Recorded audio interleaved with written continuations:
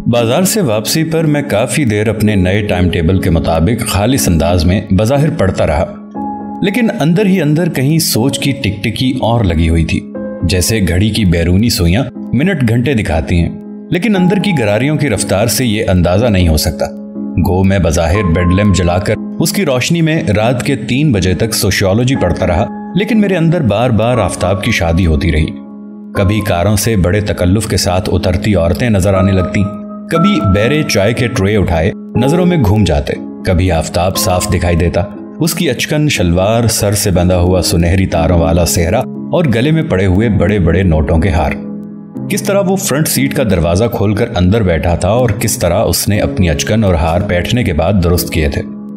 लड़की कोई नहीं आई? उसने बहुत आहिस्ता मुझसे पूछा था। पता नहीं वो किस लड़की के बारे में पूछना चाहता था। आफताब की शादी के प्लेबैक पर सीमी की आहों का मुसलसल म्यूजिक सुपर इम्पोज हो चुका था। कोई बैंड, कोई ढोलक, कोई गीत मेरे जहन में नहीं उभर रहा था, बल्कि मुसलसल सीमी का रोना आहिस्ता आहिस्ता बैकग्राउंड म्यूजिक की तरह साथ साथ चल रहा था।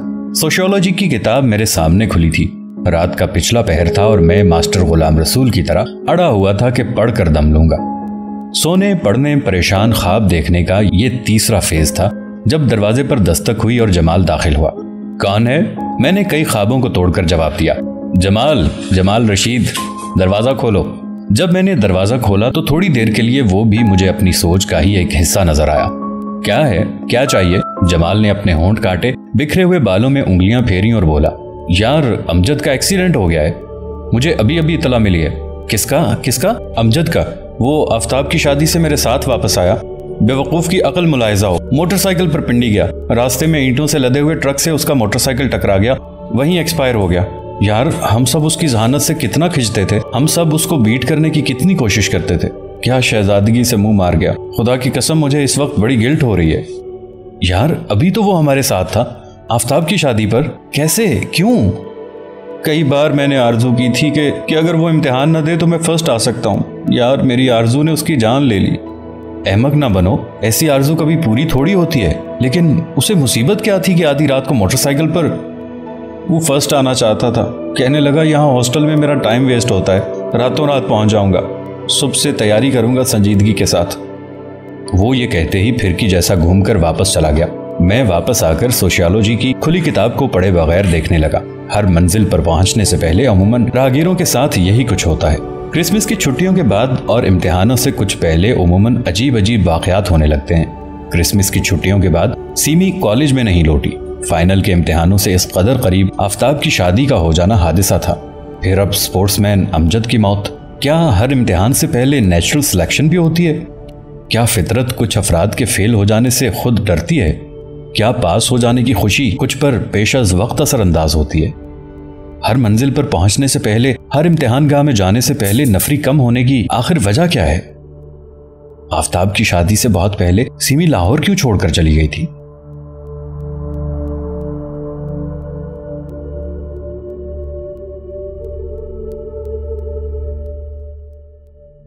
एमए सोशियोलॉजी का इम्तिहान देने के बाद मैं अपने बड़े भाई के पास सांधा कलां चला गया। मेरे पास जाने के लिए और कोई जगह नहीं थी। मेरे बड़े भाई मुख्तार सेक्रेटेरिएट में मुलाजिम थे और उनके लिए ये रिहाइशगाह दफ्तर से करीब थी। कृष्ण नगर के आखिरी बस स्टॉप तक हम बसों में आते और वहीं से चलकर सांदा पहुंचते। रास्ते में बुचड़खाना, गंदे नाले से सैराब खेत, गधे और ताफुन हर रोज मिलता। सांदा कलां का ये घर 2 मंजिलों पर मुश्तमिल था। निचली मंजिल में भाई मुख्तार, उनकी एफए पास सौलत और 2 बेटे रहते थे। ऊपर वाली मंजिल के इकलौते कमरे में कासनी रजाई, सेकंड हैंड किताबें, तेल से जलने वाला स्टोव लैंप और मैं रहते थे। बाकी जरूरियात की छोटी छोटी चीजें भी थीं, लेकिन कासनी रजाई, किताबें और स्टोव लैंप मेरी तरह जानदार थे। इनमें हिद्दत थी और वो अपनी गुमसुम जिंदगी बिल्कुल मेरी तरह चुपचाप बसर कर रहे थे। भाभी सौलत कम गो कम आमेज और तेवरीदार औरत थी। उसे खुशगप्पी, खुशगुफ्तारी और हंसोड़बाजी से कोई ताल्लुक न था। छोटी सी उम्र में उसके चेहरे पर मुर्दनी का एक गलाफ चढ़ गया था। फुलबहरी जैसे सफेद चेहरे पर ब्राउन तितलियों जैसी छाइयां पड़ी हुई थी। सौलत भाभी के चेहरे की बजाय उनके बाजू और पांव ज्यादा जाजिबे नजर थे। उनके साथ रहने में सबसे बड़ी सहूलत ये थी कि वो काम की बात करने के बाद झट रूपोश हो जाती थी। तुम्हारे कपड़े धोबी को दे दिए थे? अच्छा जी। खाना नेमत खाने में धराए? अच्छा जी। رات دیر سے آؤ گے؟ اچھا جی۔ ہم دونوں کی گفتگو میں ہر 10 قدم کے فاصلے پر خود بخود بریک لگ جاتی تھی، اس لیے رفتہ رفتہ ہم نے ایک دوسرے سے ضروری باتیں کرنا بھی چھوڑ دی۔ بھابھی کے 2 لڑکے کرشن نگر کے کسی سکول میں پڑھنے جاتے تھے۔ ان کی نکریں ڈھیلی، کف گندے اور بستے ہمیشہ پھٹے ہوتے تھے۔ کبھی کبھی وہ مجھے گھر سے باہر ایک پیڈل پر سائیکل چلاتے نظر آ جاتے تھے۔ پتہ نہیں وہ واقعی بھابھی سولت کی طرح کم گو تھے کہ ان کے دل میں اپنے چچا کا تحور بیٹھ گیا تھا۔ گھر پر وہ اول تو محسوس نہ ہوتے، اور اگر کبھی پڑھائیوں سے فارغ ہو بھی جاتے تو انہیں ایک ہی کھیل آتی تھی۔ برآمدے میں رکھے ہوئے ایک تخت پوش پر چڑھ کر وہ گھنٹوں 1.5 فٹ نیچے فرش پر چھلانگیں لگاتے رہتے، اور ہر چھلانگ کے بعد ان کو پہلے سے زیادہ حظ حاصل ہوتا۔ بھائی مختار درمیانے درجے کے ایسے آفیسر تھے جن کی ذہنیت کلرک کی ہوتی ہے۔ آفس ڈاک، پالیسی، فائل، KSTO وغیرہ ان کا روزمرہ تھا۔ وہ MA پاس تھے، اپنے وقت کے ذہین آدمی تھے، لیکن اب نوکری ان پر مسلط ہو گئی تھی۔ وہ نوکری کے علاوہ اور کسی چیز کے متعلق جانداری کے ساتھ سوچنے کے اہل نہ رہے تھے۔ اوپر والی منزل میں رزلٹ آنے تک میں اور میرے خیالات دست پنجہ ملا کر رہے۔ کالج کے تمام ساتھی آخری پرچے کے بعد غائب ہو گئے۔ کبھی کبھی اچانک کسی دکان پر، کسی بس میں کوئی آشنا چہرہ مل جاتا، رسمی سی گفتگو ہوتی اور پھر راہیں علیحدہ ہو جاتی۔ میرا معمول تھا کہ ہر روز صبح کے اخبار میں نوکریوں کی تلاش کرتا۔ سینما پیج اور وانٹڈ دیکھنے کے بعد میں تھک کر پلنگ پر جا لیٹتا۔ یہ برساتوں کا موسم تھا۔ بارش نہ ہوتی تو حبس ہوتا، بارش ہوتی تو سلاخوں والی کھڑکی سے ہوا اور بارش اچانک آ کر پرانی کتابوں سے لدی ہوئی میز پر حملہ کر دیتی۔ امتحانوں کے بعد کا موسم چاہے کوئی بھی ہو، لیکن برساتوں کا موسم خاص کر فریب خیال کا موسم ہوتا ہے۔ سیمی کرسمس کی چھٹیوں کے بعد سے کالج نہیں آئی تھی، لیکن اب خدا جانے کیوں اور کیسے ہر بارش کے ساتھ وہ اندر آ جاتی۔ اس نے تو مونسون کے ساتھ ٹھیکہ کر لیا تھا۔ خوش آئند خوابوں سے لے کر نسیاں تک اور سیمی کے پوتے نواسے پرورش کرنے سے لے کر جنگل تھل بیلے میں الف پھرنے تک ہر دہشت میں پھر چکا تھا۔ کبھی کبھی اپنی جنون آمیز سوچوں کی وجہ سے میں پیروں بغیر پنکھے کے لیٹا رہتا۔ میرا سارا جسم پسینے میں شرابور ہو جاتا، گردن کے نیچے نمکین سویاں سی چبھنے لگتی، پھر سلاخوں والی کھڑکی خود بخود کھل جاتی اور برسات کی پھوار کے ساتھ سیمی کمرے میں داخل ہو کر سب کچھ بھگو دیتی۔ اس روز اخبار میں ایک نوکری کا اشتہار دیکھ کر میں نے درخواست لکھی۔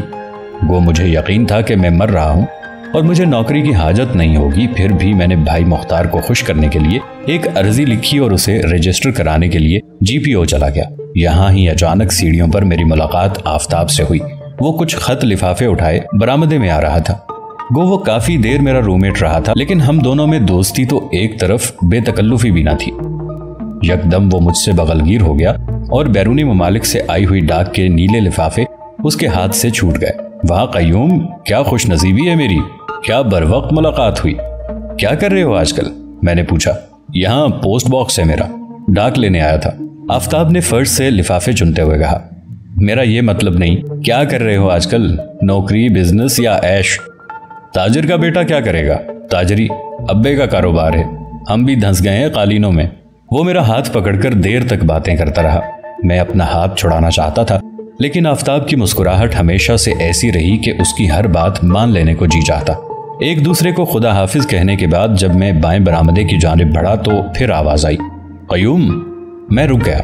آفتاب میرے پاس آیا اور کندھے پر ہاتھ رکھ کر بولا، یار میں لندن جا رہا ہوں۔ بزنس مین ہو، تمہارے لیے یہ عام سی بات ہے۔ نہیں، یہ بات نہیں ہے، میں ہمیشہ کے لیے جا رہا ہوں۔ میری امیگریشن کے تمام کاغذات پورے ہو چکے ہیں، بس اب اسٹیٹ بینک کا تھوڑا سا کام رہ گیا ہے۔ کب؟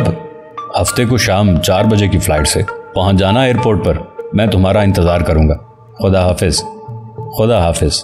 میں آفتاب کا دوست نہیں تھا، میں ایئرپورٹ نہیں جانا چاہتا تھا، اس کے باوجود میں وہاں گیا کیونکہ آفتاب کا سیمی سے گہرا تعلق رہا تھا۔ آفتاب کو دیکھ کر کئی قسم کے جذبات سے دوچار ہونے کی مجھے عادت تھی۔ یہ تمام جذبات تکلیف دہ تھے، مجھے نچوڑتے تھے، میرا سانس بند کرتے تھے، پھر بھی میں ایئرپورٹ جانے سے اپنے آپ کو بچا نہ سکا۔ بڑے ہال میں داخل ہوا تو دور دور تک آفتاب کہیں موجود نہ تھا۔ مسافر یوں کھچا کھچ بھرے تھے جیسے یہ ریل کا پلیٹ فارم ہو۔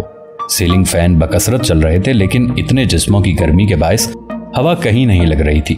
ایک گرم گرم ترکی حمام تھا جس میں لوگ بیگیج، ٹکٹ اور سیٹ نمبر لیے آ جا رہے تھے۔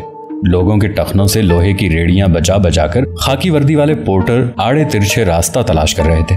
स्याह लेदर के सोफों के इर्द गिर्द सूटकेस, टोकरियां, वेंटी बॉक्स अपनी अहमियत की वजह से कुछ फूले फूले से थे।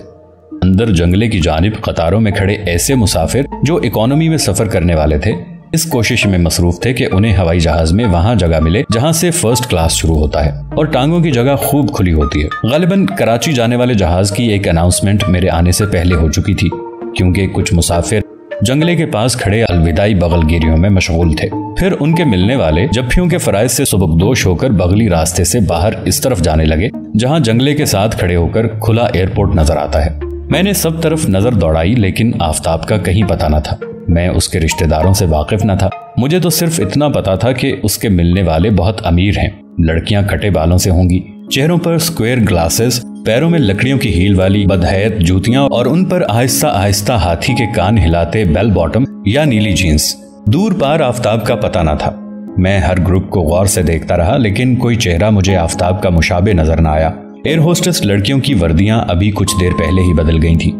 वो आतिशी गुलाबी कुर्ते, गहरी सब्ज शलवारें और प्रिंटेड दुपट्टे पहने अपने आप को पाकिस्तानी कम और फ्रांसीसी ज्यादा महसूस कर रही थी। उनके आने जाने में खुशएतमादी और नयापन था। जो भी पायलट मुसाफिरों की जानिब आता, सफेद वर्दी में असील मुर्ग की तरह जरा जरा सा टेढ़ा चलता दिखाई पड़ता।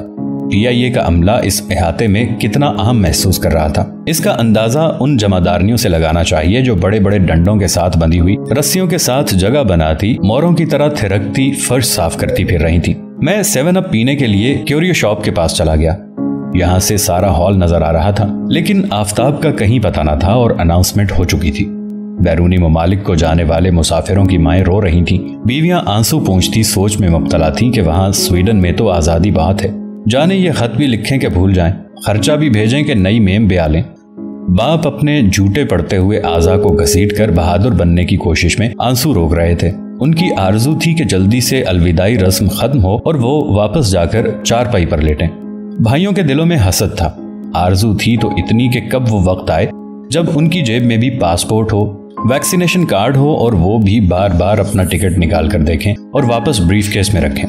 चचा अपने भाई की औलाद के साथ अपनी औलाद का मुआवजा कर रहे थे। यकदम उन्हें अपनी बीवी पर खुदा जाने क्यों गुस्सा आने लगा था, जिसने बच्चों की अच्छी परवरिश न की, वरना आज वो भतीजे को खुदा हाफिज कहने न आते, बल्कि अपने बेटे को दुआओं के साथ रुखसत करने के लिए हाजिर होते।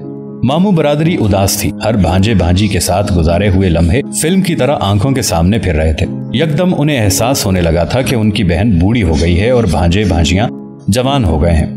एयरपोर्ट का हॉल बिछड़ने और मिलने की वजह से जज्बात से बोझल हो रहा था। मैं शायद और न ठहरता, लेकिन अचानक दोनों कंधों पर बैग लटकाए सियाह चश्मा पहने आफताब जल्दी जल्दी चलता हुआ दाखिल हुआ। उसके पीछे जेबा थी, थोड़ी थोड़ी सोफिया नौरीन, जरा जरा सी फिरदौस एक्ट्रेस और कुछ कुछ स्कूल की उस्तानी। यकदम लेदर के 3 स्याह सोफों पर से भारी भरकम सफेद औरतें उठी। एक छोटा सा दायरा बन गया और आफताब और उसकी बीवी उस दायरे में बोसा साजी और बगलगिरी करने लगे। वक्त कम था, मुलाकाती ज्यादा थे। रुमाल से आंसू पहुंचने वाली 9 उम्र लड़कियां, दुपट्टों के किनारे भिगोने वाली औरतें, एनकों के पीछे भीगी आंखों वाले मर्द, खुशी खुशी जफ्फी डालने वाले लड़के और दायरे के बाहर से अंदर वालों का मंजर देखने वाले लोगों का काफी हुजूम था। मेरा इरादा उस वक्त खिसक जाने का था और शायद मैं चला भी जाता अगर यकदम आफताब की नजर मुझ पर न पड़ जाती। वो दायरा तोड़कर मुझ तक आया, जोर से मुझे सीने से लगाकर बोला, यार देर हो गई, तुम वहां जंगले के पास पहुंचो। बैगेज कार्ड बनवाकर वो जंगले की दूसरी तरफ आ गया। उस वक्त हम दोनों के दरमियान फिर जंगला हायल था और उसकी बीवी वेंटी बॉक्स उठाए आहिस्ता आहिस्ता लाउंज की तरफ जा रही थी। वो थोड़ी थोड़ी देर के बाद अपने ससुराल वालों को रुमाल हिलाकर अलविदा कहती और फिर आफताब की तरफ देख लेती। हम चुपचाप खड़े थे। पता नहीं वो क्या कहना चाहता था, पता नहीं मुझे क्या कहना चाहिए था। बिलाखिर मैंने कहा, यार तुम्हें देर हो गई है, अब अंदर चले जाओ। घर पर एक जमे गफीर था। दरअसल हम कश्मीरी लोग कव्वे होते हैं, जरा सी बात हो तो इकट्ठे हो जाते हैं। इन्हीं की वजह से देर हो गई। कभी लंदन आओ तो मेरे पास ठहरना। जरूर। अच्छा भाई। इतना कहकर वो चुप हो गया। अच्छा भाई, ऐसे ही है। हाँ बस ऐसे ही है, वतन भी छूट जाता है आखिर। मैं चुप रहा। मुझे वतन से मोहब्बत करने की आदत न थी। उसी वक्त उसके मिलने वाले ग्रुप में से एक नौजवान हमारे पास आया। वो जवानी की उस स्टेज में था जहां आवाज बदलती है और एक जुमले में 2-3 टोन्स बदलती हैं। चाचा जी बहुत देर हो गई है, अब्बा जी कहते हैं अब आप चले जाएं। हाँ देर हो गई है, जा रहा हूँ, बस अभी गया। आफताब खोया हुआ था, जैसे एयरपोर्ट पर ना हो, धुंध में रास्ता तलाश कर रहा हो। फासले पर एक हाथ में वेंटी बॉक्स और दूसरे में रुमाल पकड़े जेबा आफताब को देख रही थी। जाओ आफताब, देर हो गई है। हाँ, खुदा हाफिज। मैंने हाथ बढ़ाया। तुम सीमी से मिले? नजरें झुकाकर उसने पूछा। तुम्हारी शादी के रोज मिला था, फिर वो पिंडी चली गई। कैसी है? ठीक ही होगी। मैं कोशिश करूंगा। कैसी कोशिश? मैंने पूछा। कि पाकिस्तान कभी ना हो। शायद वक्त, फासले, शायद दूरी। अच्छा, खुदा हाफिज। सुनो आफताब, सुनो, वो जब भी मुझे मिलेगी जरूर पूछेगी। पता नहीं यकदम मैंने क्या सोचकर कहा। क्या? बस पूछेगी सब कुछ, तुम्हारी बीवी से लेकर तुम्हारे मुतालिक। मसलन क्या? अब उसे बैग वजनी लगने लगे थे और वो कंधे झटकने पर मजबूर हो गया था। मसलन यही कि क्या आफताब खुश था? वो हंस दिया। कालीन फरोश बाप का बेटा, ताजा टिश्यू पेपर जैसी ताजा मुस्कुराहट वाला आफताब। कयूम, आगे जाने वाले पीछे रहे हुए लोगों की तरह कभी याद नहीं करते। घर में बंधी हुई गाय और तरह से याद करती है और तांगे में जुता हुआ घोड़ा और तरह से याद करता है। जिसको कुछ मिल जाए, अच्छा या बुरा, उसकी याददाश्त कमजोर होने लगती है। जिनको सब कुछ खोकर उसका टूटा फूटा नेमुल बदल भी ना मिले, उनका हाफिजा बहुत तेज हो जाता है और हर याद भाले की तरह उतरती है दिल में। सीमी और मेरी सिचुएशन में बहुत फर्क है कयूम। आफताब, कहो, तुम्हें सीमी से मोहब्बत है? बोलो, तुम्हें सीमी से मोहब्बत है कि नहीं? वो मुझसे पूछेगी जरूर। आफताब ने मुड़कर अपनी बीवी की तरफ देखा, रिश्तेदारों को हाथ हिलाकर अलविदा कहा और कंधों पर बैग दुरुस्त करता हुआ बीवी की जानिब मुड़ गया। मुझे खुदा जाने क्यों शुबा हुआ कि वो रो रहा है। कुछ देर मैं वहीं खड़ा रहा, फिर बाहर निकला। भाई मुख्तार की मोटरसाइकिल स्टैंड से ली और एयरपोर्ट से बाहर निकल आया। पता नहीं मैं एयरपोर्ट क्यों गया था। आफताब मेरा दोस्त नहीं था, उससे मेरी कोई बेतकल्लुफी नहीं थी। फिर भी मुझे लग रहा था कि अगर मैं कभी लंदन गया तो उससे मिले बगैर नहीं रह सकूंगा। दुनिया में आफताब से ज्यादा कोई मेरे करीब न था। इसकी वजह सीमी थी? क्या उन दोनों की मोहब्बत की वजह से मैं उन्हें मिलने पर मजबूर था? मैं सोचता जा रहा था। छावनी में पड़ने वाली शाम का सुकूत मेरे मोटरसाइकिल के शोर से टूट रहा था। अजीब बात है, शाम के वक्त बिजली की रोशनी के बायस गुरूब आफताब को कोई नहीं पहचानता, पर हमारे अंदर रहने वाले पत्थर और धात के जमाने वाले इंसान के साथ बहुत कुछ बीत जाती है। तहजीब के हर कैदी के अंदर हर सांस के साथ शाम दाखिल हो जाती है। शाम चाहे सर्दियों की हो, चाहे बरसातों की, चाहे उसमें गर्मी की लू शामिल हो या खिजादीदा पत्तों की सरसराहट, शाम का इंसान के साथ बड़ा गहरा ताल्लुक है। कंधे पर शिकार किया हुआ बारहसिंगा लटकाए हजारों साल पहले गार का रहने वाला जिस तरह घर को भागता था, आज भी अपनी अपनी जान को कंधे पर मशकीजे की तरह लटकाए सब शहरी लोग पनाह की तरफ भागते हैं। सब शाम से बिदकते हैं, अंधेरे से डरते हैं। अनहोनी, अनदेखी, अनकही से सबके होंठ सूखते हैं। शाम को बसों का रंग, तांगों की रफ्तार, कारों का मुड़ना, दुकानों के शोकेस, साइकिलों की घंटियां, रिक्शा के गियर, सारा शहर खतरे की घंटियां बजाने लगता है। बेजान इमारतें अपनी खिड़कियां दरवाजे खोलने बंद करने के अमल में मसरूफ हो जाती हैं। खौफजदा लोग घरों से coffee house, club, cinema, hotel में पनाह लेते हैं। किसी आशना का चेहरा, किसी महबूब का लम्स, किसी दोस्त की गम आशना आंखें, किसी बच्चे की खुली बाहें, किसी औरत के ढीले कदमों की चाप, ब्रेक लगने की आवाज, किसी स्टैंड पर साइकिल खड़ी करने का शोर, बुलाने बिठाने करीब होने की घड़ी। ये सब कुछ और इससे सिवा और बहुत कुछ, ये सब शाम को उजालने का अमल है, क्योंकि शाम रात से ज्यादा गमगीन होती है। जब इतना अंधेरा नहीं होता कि सब कुछ छुप जाए, ऐसे नजर नहीं आता जैसे दिन को सब कुछ दिखाई देता है। सारे मनाजिर यूं लगते हैं जैसे बारिश खिड़की पर पड़ रही हो और आप दूसरी मंजिल की खिड़की से देखें कि आपका रकीब छतरी खोलकर आपकी महबूबा को बारिश से बचाता ले जा रहा है। कभी आपको शुबा हो कि ये आपका रकीब नहीं है, कभी आपको गुमान गुजरे कि ये आपकी महबूबा नहीं हो सकती। शाम खौफ और गुमान से भरी चली आती है। रात आने से पहले, लिहाफ की कोख में छुपने से बहुत पहले और नींद के घुटने पर सर रखने से बहुत बहुत पहले सब जी रूह सूरज से बिछड़ने का सोग करते हैं। निज़ाम शमसी का ताल्लुक सूरज से बहुत पुराना है। वो दूर रहकर ऐसे गर्म करता रहता है कि मौसमों के आने जाने की छाप दिल पर नहीं रहती। सूरज गुरूब से पहले जमीन का रोशन हिस्सा हर रोज शोला रू होकर सुलगता है। फिर उसके किनारों को आग लग जाती है, जैसे सती होने वाली औरत के पल्लू आग पकड़ लें। कुछ सूरज गंवाने का गम, कुछ आफताब का किसी और खित्ते में तुलू होने का हसद, रोशन जमीन के हिस्से को कांसी जैसा रूप अता करता है। जब बिछड़ना रफ्ता रफ्ता यकीनी हो जाता है तो शाम बेरागनों जैसा लिबास पहन लेती है, जैसे बुझी हुई राख हो। रोशनी रहती है लेकिन नूर नहीं रहता। अंधेरे में स्याही पूरी तरह हुलूल नहीं कर पाती, फुटकियां बनकर सब तरफ बिखर जाती है। ये वक्त शाम के समय हर शख्स के लिए बड़ा उदास होता है। लोग दफ्तरों को छोड़कर सड़कों पर निकल आते हैं। औरतें घर छोड़कर दहलीजों, फाटकों और दरवाजों पर जा रुकती हैं। बूढ़े सैर का बहाना बनाकर चारदीवारी से बाहर भागना चाहते हैं। बच्चे पार्कों, प्लेग्राउंडों से भागकर माओं की तरफ सर पटाते हैं। सब वहां नहीं रहना चाहते जहां वो पहले मौजूद होते हैं। मौसमों के तगय्युर से कहीं ज्यादा रात की आमद इंसान को खौफजदा करती है। इंसान की साइकी से, नबातात की रोईदगी से, जानदारों की नशोनुमा से, जमादात की पोशीदा ताकत और पुख्तगी के साथ हवाओं, समुंदरों, चांद सितारों से सूरज का रिश्ता बहुत पुराना है। अगर कभी कोई शख्स खुली जगह में हो, दरिया का किनारा, पहाड़ का दामन, खेतों की पगडंडी, खुले खलियान में अगर वो सूरज से बिछड़े तो उसकी साइकी पर गूंगापन छा जाता है। इस तरह फर्द फर्द की साइकी का ये गूंगापन इज्तमाई साइकी के गूंगेपन को जन्म देता है। ऐसी जगहों में जहां लोगों का हुजूम हो, जैसे सिनेमा घर, अस्पताल, होटल, इनमें भी शाम के वक्त अजीब किस्म की खामोशी ठहर ठहर कर वारद होती है।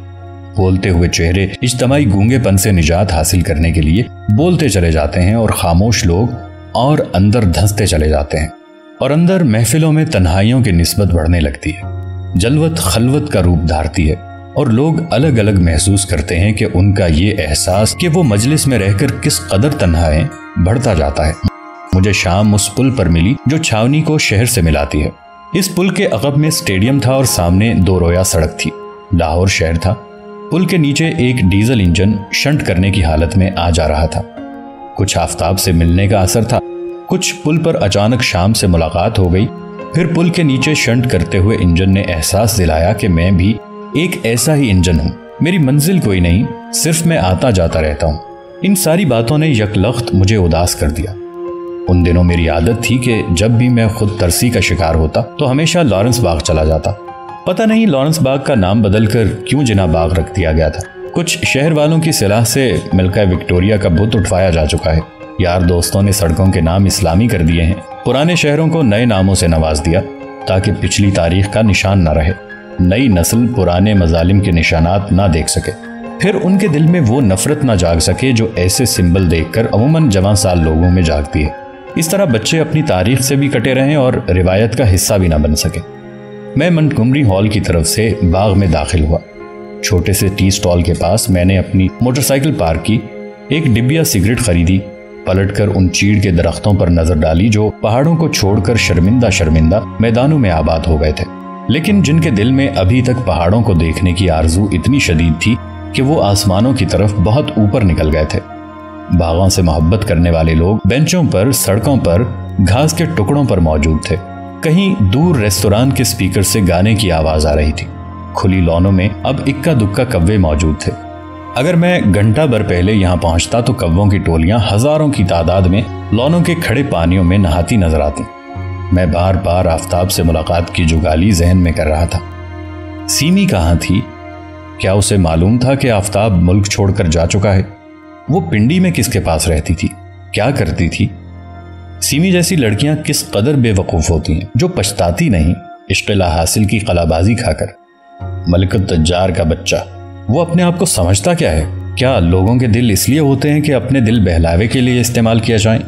कहीं दूर बाग में एक कोयल बार बार बिलक रही थी। मैं आहिस्ता आहिस्ता बाबा तर्त मुराद के मजार को जाने वाली सड़क पर जा रहा था। फिर मैंने सीमी को देखा, काफी फासले से। वो काफूर के दरख्त तले जानों पर सर धरे चुपचाप बैठी थी। काफूर का दरख्त, सीमी और शाम मुझे मेरे ख्वाबों का हिस्सा लगे। मैं आहिस्ता आहिस्ता चलता हुआ उसके करीब गया और दस्त बस्ता उसके पास बैठ गया। उसने आंखें न खोली, सिर्फ आंसू उसकी गालों पर बहने लगे।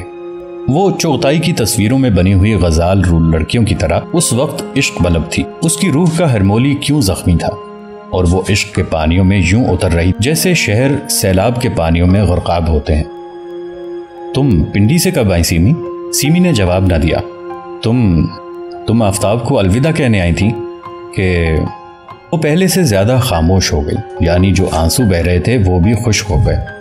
غالباً یہ وقت راجہ گیت کا وقت تھا۔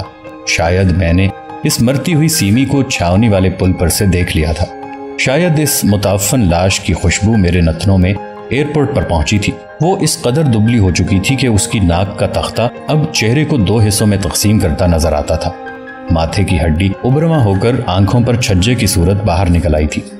لپسٹک سے آشنا ہونٹ آج پھیکے بے رنگ اور جھڑ بیری کے بیروں کی طرح جھریوں سے بھرے ہوئے تھے۔ سارے چہرے کا ہاتھوں کا رنگ یرقان زدہ تھا۔ میں نے اس لاش کو ہاتھ لگایا۔ تم ہو نا قیوم؟ اس نے آنکھیں کھولے بغیر کہا۔ ہاں، میں جانتی تھی تم آؤ گے، مجھے پتا تھا تم ویسے نہیں ہو۔ تمہیں کیسے پتا تھا سیمی؟ میں نے حیران ہو کر کہا۔ بس پتا ہوتا ہے، پتا چلتا رہتا ہے، لیکن پھر بھی کیسے؟ مجھے پتا تھا تم پہلے ایئرپورٹ جاؤ گے پھر یہاں آؤ گے، لیکن کیسے، کیوں کر؟ کیا تم کلاروائنٹ ہو؟ میں نے ہی تو تمہیں ایئرپورٹ بھیجا تھا قیوم۔ جب تم موٹر سائیکل پر واپس آ رہے تھے تو میں نے ہی تو تمہیں آواز دی تھی، بلایا تھا زور سے، پوری طاقت سے۔ کیا کہہ رہی ہو؟ تمہیں کیسے پتا چلا کہ میں تمہیں شاید معلوم نہ ہو کہ آج صبح آفتاب نے جب شیو کی تھی تو اس کی ٹھوڑی پر گہرا کٹ لگ گیا تھا۔ تم نے دیکھا نہیں؟ اس کی ٹھوڑی پر زخم تھا جاتے وقت۔ میں ہکا بکا رہ گیا۔ جب آفتاب رخصت ہوا تو واقعی اس کی ٹھوڑی پر تازہ زخم کا نشان تھا۔ تمہیں کیوں کر پتا چلا سیمی؟ بولو، بتاؤ۔ سیمی نے کوئی جواب نہ دیا، دونوں بازو ڈھیلے چھوڑ دیے اور کافور کے درخت سے کمر لگا کر بیٹھ گئی۔ میں دم دبائے کتے کی طرح اس کے پاس بیٹھا تھا۔ اس کی آنکھیں بند تھیں، پر وہ حیات کی دنیا سے پرے بھی بہت کچھ جانتی تھی۔ میں کھلی آنکھوں پاس تھا اور یہ بھی نہ جانتا تھا کہ اسے میرے آنے کی خوشی ہوئی ہے کہ غم۔ دراصل مجھے کبھی علم نہ ہو سکا کہ سیمی کے پاس کس وقت جانا چاہیے اور کس وقت اس کے پاس سے اٹھ جانا بہتر ہے، کس وقت وہ میری صحبت سے اوب جاتی ہے اور کس وقت اسے میرے پاس رہ کر لطف ملتا ہے۔ دو طرفہ محبت میں گو مگو کی حالت نہیں ہوتی، وہاں ہمیشہ لوہے اور مغناطیس کا میل ہوتا ہے۔ خفگی، ناراضگی، غم، کوئی بھی منفی موڈ کیوں نہ ہو، ملاقات احساس خوشی کا باعث بنتی ہے۔ ایسے عاشق بن بلائے مہمان کی طرح میزبان کے گھر میں داخل ہوتے وقت اندر باہر نہیں ہو رہے ہوتے۔ ڈرتے ڈرتے میں نے اس کے گھٹنے پر ہاتھ رکھا۔ تمہاری اس خوبی کا کالج میں تو پتہ نہیں تھا کسی کو، تب مجھ میں یہ خوبی تھی ہی نہیں۔ یہ سینسٹیویٹی مجھ میں اب پیدا ہوئی ہے آفتاب کو کھو کر، لیکن کیسے تمہیں ان باتوں کی اطلاع ہوتی ہے؟ محبت کرنے والے دلوں پر کئی بھید کھلتے رہتے ہیں۔ آپ ہی آپ قیوم، آپ ہی آپ۔ یکدم اس نے آنکھیں کھول دی، اندر دھنسی ہوئی پرکشش آنکھیں۔ پھر چھوڑ آئے اسے؟ تم کیوں نہیں آئی؟ آ تو گئی ہوں پنڈی سے، اسے ایئرپورٹ چھوڑنے کیوں نہیں آئی؟ وہ کافور کے پتوں کو مٹھی میں لے کر مسلنے لگی۔ کیا کرتی ایئرپورٹ پر آ کر؟ اس کی زنجیر اس کی بیوی کے ہاتھ میں ہوتی، میں تو اس کے رشتہ داروں کے سامنے رو بھی نہیں سکتی تھی کھل کر۔ ایک موٹا سا آنسو اس کی گال پر لڑک آیا۔ میرا خیال تھا کہ یہ آنکھیں اپنے کوٹے کے تمام آنسو بہا چکی ہیں۔ بیوی، آفتاب کی بیوی، کیسا عجیب لگتا ہے کہ کوئی اور آفتاب کی بیوی ہو۔ زیبا، آفتاب۔ وہ زیبا کے لفظ کو یوں دہراتی رہی جیسے نئے کنچے لے کر کوئی بچہ انہیں ہتھیلیوں میں پھراتا رہے۔ میری عقل داڑھ سیکنڈ ایئر میں نکلی تھی۔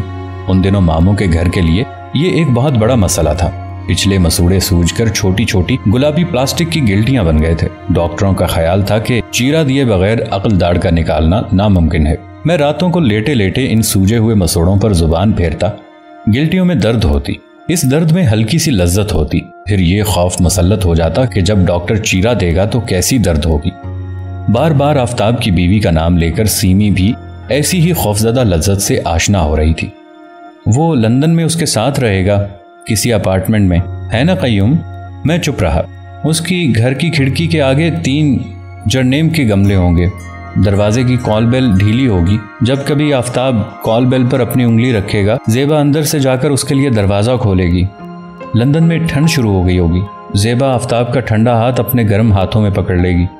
جو اذیت تم نے دیکھی نہیں سیمی، اسے تخیل کی مدد سے کیوں اس قدر جان لیوا کر رہی ہو؟ اس نے میری بات کا نوٹس نہ لیا۔ وہ کافور کے پتے مسلتی ہوئی بولے جا رہی تھی۔ سردیوں میں لمبی راتوں میں ایک ہی تکیے پر سر دھرے وہ آدھی آدھی رات تک باتیں کریں گے، اور آفتاب اسے میرے متعلق ایسے سب کچھ بتائے گا جیسے میں حقیقت نہیں تھی، ایک وہم تھی، ایک انفیچویشن۔ شاید اپنی بیوی کے ساتھ ایک ہی تکیے پر سر رکھ کر سبھی سوتے ہوں، لیکن کوئی بھی اس سے آدھی آدھی رات تک باتیں نہ کرتا ہو۔ सब इसी तरह सोते हैं, सब इसी तरह बातें करते हैं, तुम चुप रहो, तुम्हारी कोई शादी हुई है? मैंने पूरे 2 साल उस लड़की से यकतरफा मोहब्बत की थी, ऐसी यकतरफा मोहब्बत जिसमें इतनी उम्मीद भी न थी कि मेरी मोहब्बत को कबूल ही कर लिया जाएगा। अब आफताब दरमियान से निकल गया था। हो सकता है ये काफूर के दरख्त का असर था, या शायद जांबलब सीमी के जिस्म की खुशबू थी। हो सकता है कि सारे बाग में गर्मी में झुलसा हुआ अंधेरा छा गया था। पता नहीं क्या चीज थी जिसने बगैर उम्मीद के मेरे हौसले बुलंद कर दिए थे। उस वक्त मेरी जिस्मानी, जज्बाती और कल्बी इश्तिहा बहुत बढ़ गई थी। मैं कभी हंसते चेहरों से प्यार न कर सका। शायद बहते आंसू देखकर मेरी रूह में किसी खास किस्म का अमल जारी हो जाता है। मैंने उस सारे इश्क के इजहार का इरादा कर लिया जो एक अरसे से मेरे दिल में दफन था। मुझे इल्म था कि इस इजहार से मुझे कुछ हासिल नहीं होगा, ना हमदर्दी ना मोहब्बत। वो किसी और न्यूक्लियस के गिर्द किसी और महवर पर घूम रही थी। मैं जानता था कि जब तक मैं उसकी खातिर अपनी जात को मिटाता रहूंगा वो मेरे वजूद को बर्दाश्त करती रहेगी, लेकिन जहां से मेरी जात के तकाजे शुरू होंगे वो दरिया किनारे खड़ी स्याह चश्मा लगाए डूबने वाली कश्ती का मंजर देखकर हाउ स्वीट कहेगी और पीठ मोड़ लेगी। मैं उसका क्रेडिट कार्ड था जिसे दिखाकर बनवाकर वो हमेशा आफताब हासिल करती थी। मैं हिज मास्टर्स वॉइस था। जो ही उसकी सुई मुझ पर पड़ती मैं आफताब पुकारने लगता, उससे परे कुछ न था। इतना सब कुछ जानने के बावजूद मैं उसके सामने बिल्कुल मजबूर था। मैंने उसका चेहरा अपने दोनों हाथों में उठाकर पूछा, क्या तुम्हारे लिए ये काफी नहीं कि कभी आफताब को तुमसे मोहब्बत थी? वो हंस दी।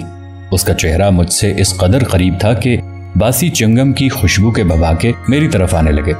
मोहब्बत पाने वाला कभी इस बात पर तो मुतमईन नहीं हो जाता कि उसे एक दिन के लिए मुकम्मल तौर पर एक शख्स की मोहब्बत हासिल हुई थी।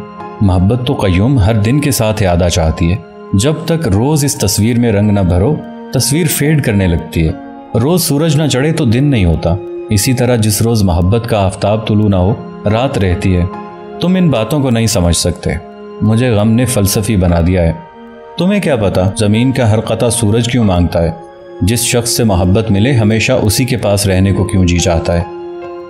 वो खुदा जाने कब और कैसे इतनी उर्दू सीख गई थी। अब वक्त है, उतर राजा गिद्ध, अब वक्त है। मैंने जी की बात सुनकर अंदर ही अंदर कहा, कुछ लोगों को एक दिन के लिए भी अपना मनचाहा आफताब नहीं मिलता। सीमी, उन अंधेरों के मुतालिक क्या इरशाद है जो हमेशा रोशनियों से हटकर रहते हैं? मैंने पूछा। उसने मुझ पर नजर डाली और फिर लाताल्लुक हो गई। उसे मेरे अंधेरों से कोई दिलचस्पी न थी। मेरे इजहारे इश्क से उसका वक्त जाया होता था। दरअसल वो कोई ऐसी बात सुन ही नहीं सकती थी जिसका उसकी अपनी जात के साथ ताल्लुक ना हो। उसके अंदर कहीं ऐसा कट आउट लगा था जो अपना जिक्र बंद होते ही फौरन सारी बिजली का करंट बंद कर देता था। उससे मुझसे बड़ी मोहब्बत थी कय्यूम।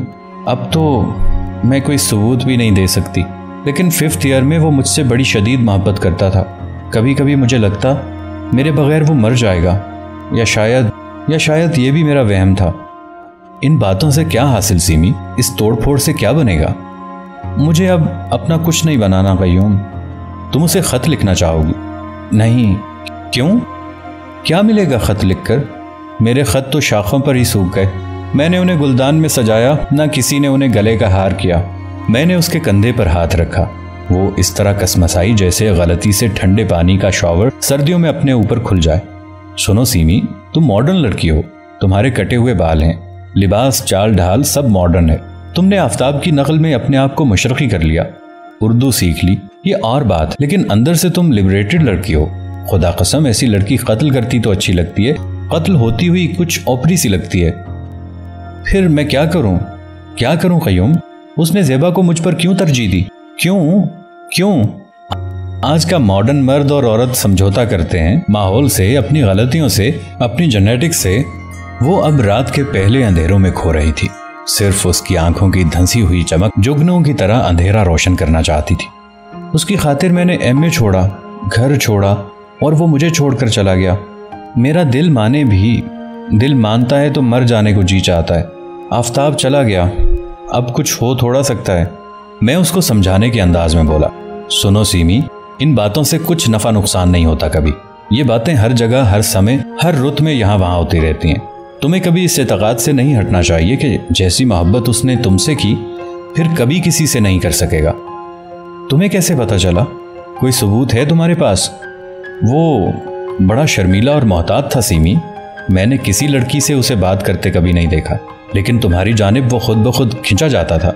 उसकी रूह, उसकी साइकी, उसका जिस्म, सब कुछ तुम्हारे ताबे थे। उसे ना बदनामी का डर था ना बर्बादी का, बस वो खींचता रहता था खुद ब खुद। माई फुट, और तुम छोड़ो क़य्यूम, अच्छा खुद ब खुद था, इसीलिए इतनी आसानी से चला गया।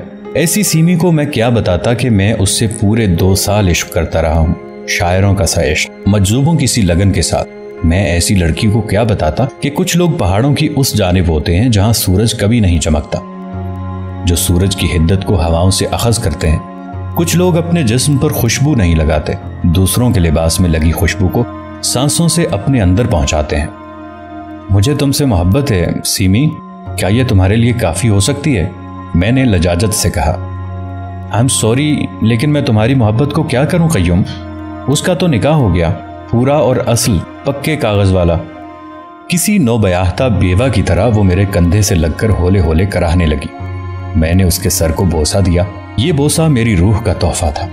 फिर मैंने उसके माथे को चूमा। इस इल्तफात में मेरे दिल का नजराना था। आहिस्ता से मैंने उसकी गाल पर अपने होंठ सब्त किए। मेरी जात दस्त बस्ता झुकी, लेकिन जिस तरह वो मेरे अल्फाज से बेनियाज रही, इसी तरह मेरे लम्स से भी उसमें कोई हिद्दत पैदा ना हुई। हाय मैं मर जाऊं, सीधा निकाह, 2 गवाहों वाला, बारात वाला।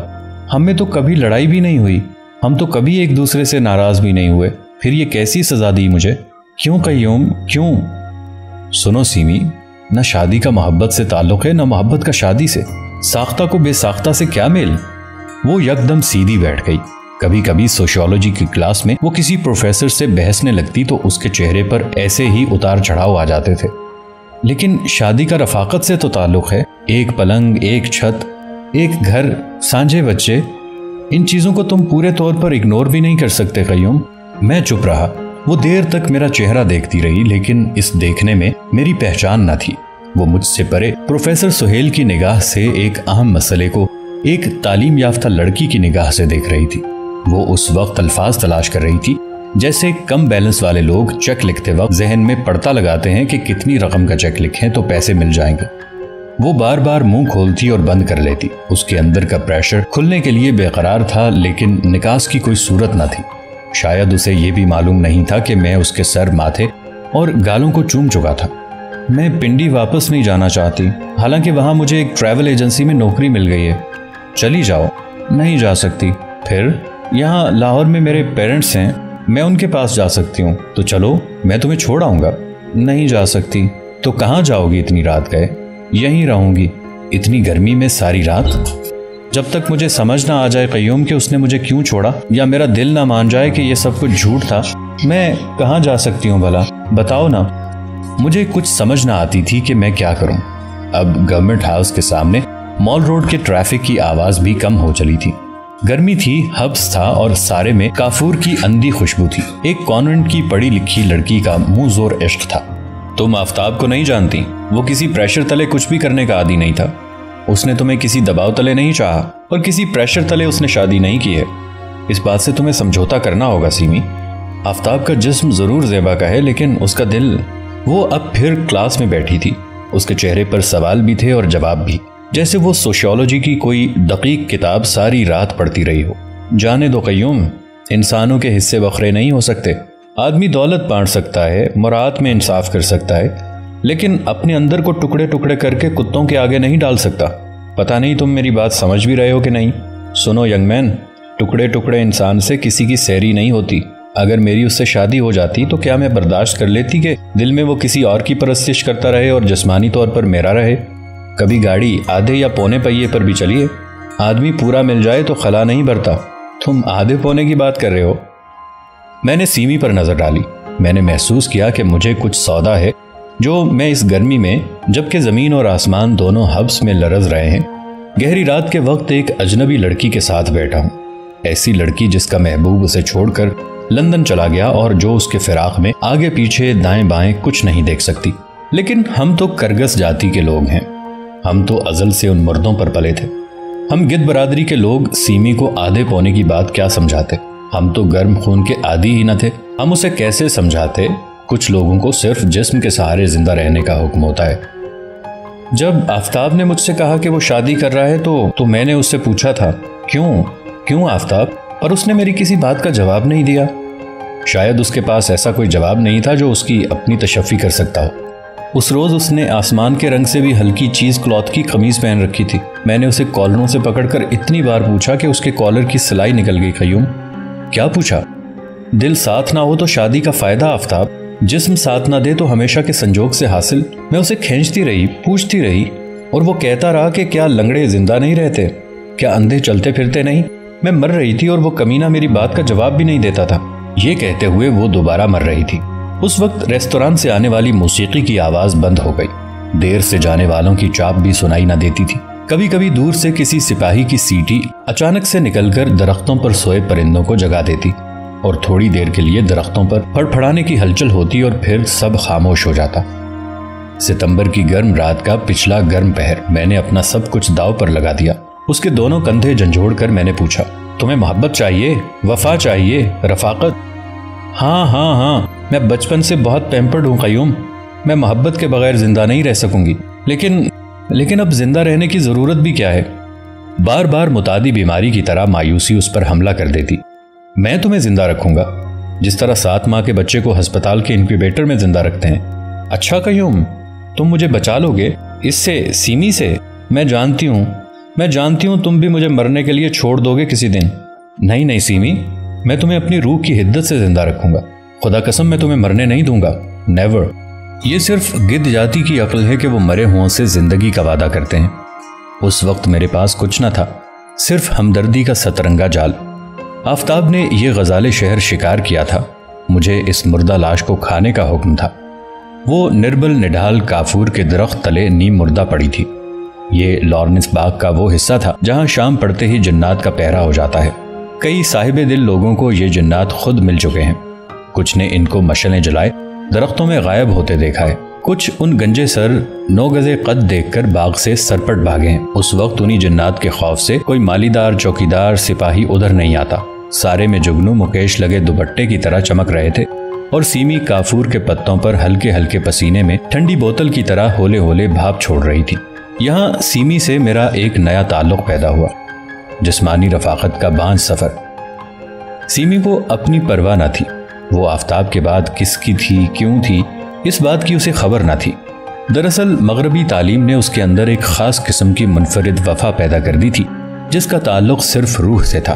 اسے جسمانی تعلقات کی رتی برابر بھی پرواہ نہ تھی۔ کافور کے درخت تلے سیمی سے میں ہمیشہ کے لیے منسلک ہو گیا، جیسے اسی کے جسم کا حصہ تھا، اور وہ اپنے آپ کو میری تحویل میں دینے کے باوجود بالکل الگ تھلگ رہی، جیسے بینک کا ٹوکن آپ کی مٹھی میں ضرور ہوتا ہے لیکن آپ کی ملکیت نہیں ہوتا۔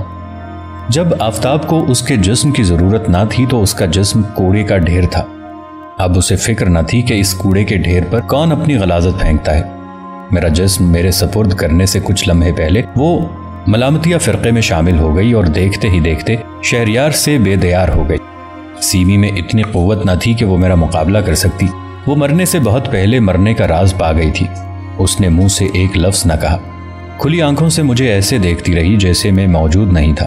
میرا خیال تھا کہ اگر آنکھوں کے راستے دل میں داخل ہونے کا راستہ نہ ہو تو دل تک جانے کے لیے اور بھی راستے ہو سکتے ہیں۔ اس وقت مجھے معلوم نہ تھا کہ دل کو صرف ایک راہ جاتی ہے، اور وہ جسم کا راستہ نہیں ہے۔